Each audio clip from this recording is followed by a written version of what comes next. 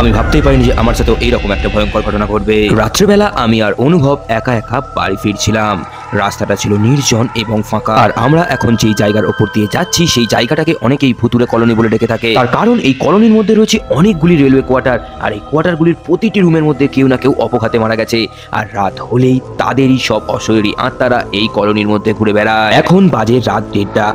আমি আর অনুভব বাইকের মধ্যে শুধুমাত্র দুজন এই ভুতুড়ে কলোনির মধ্যে দিয়ে এগিয়ে চলেছি আমাদের গন্তব্যস্থলের উদ্দেশ্যে। কিছু দূর যাওয়ার পরে হঠাৎ করে একটা বটগাছের কাছ থেকে এক অদ্ভুত শব্দ আমরা শুনতে পেলাম। আমরা বুঝতে পারলাম না যে ওটা কি ছিল। যত আমরা গাড়ি নিয়ে এগোতে শুরু করলাম পরিবেশও তত আরো ঠান্ডা হয়ে যেতে শুরু করলো। আমরা বুঝতে পারলাম যে আমরা হয়তো কোনো অশরীরী পাল্লায় পড়েছি। তারপর আমরা কোনো দিকে না তাকিয়ে দ্রুত গতিতে গাড়ি চালাতে শুরু করলাম যতক্ষণ না মেন রোড চলে আসছে। তারপর মেন রোড চলে আসার পরে আমরা হাঁপ ছেড়ে বাঁচলাম।